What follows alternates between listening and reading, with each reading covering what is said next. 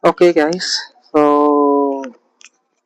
tuturuan ko kayo kung paano mag-save ng location kagaya nito, yung naka-blue na yung sample ganito. Yun. So, tuturuan ko kayo kung paano mag-set up ganyan. So, una, example ay gusto mo pumunta sa resort na gusto mo, example dito sa amin,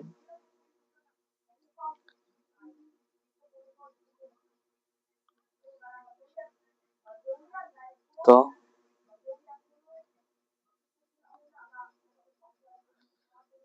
sample Jaka. Yan. So, 19, so nakita nyo lang yung, o naalala nyo lang yung name na resort. Gaya nito, ang gagawin nyo lang is, click nyo to, Jaka, at i-save. Tapos,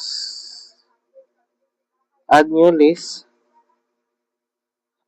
So, kayo na bala kung anong gusto nyo i-type na words. Example, Lakwachero. Lakwachero. Yan.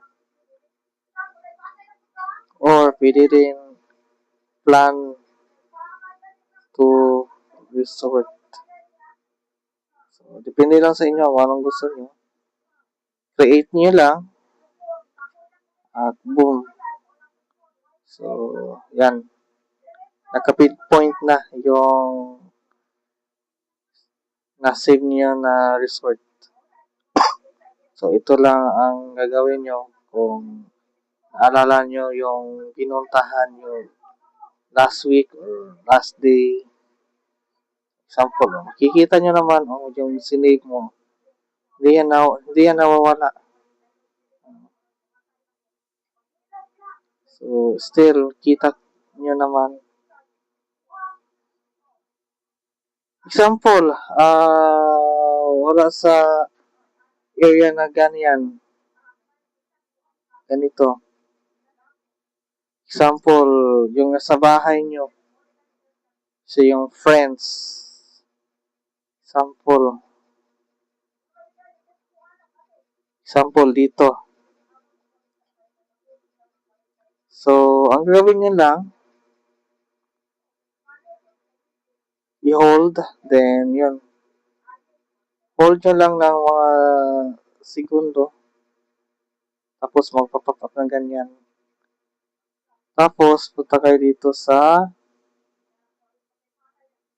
to.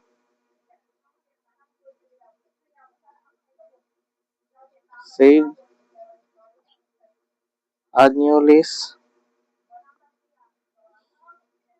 To.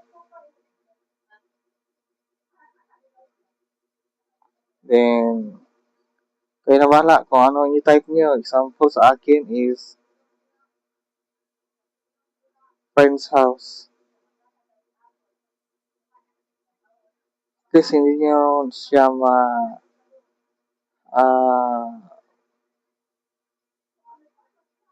malimtan or hindi nyo siya wala. Yan o, kita na sa list o. Yan.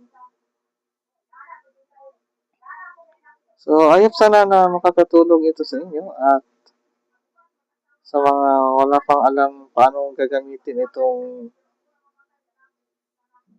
Gmaps or Google Maps. So, salamat din sa pag-subscribe at paki-subscribe naman sa mga newer viewers dyan. And bye-bye. Thank you.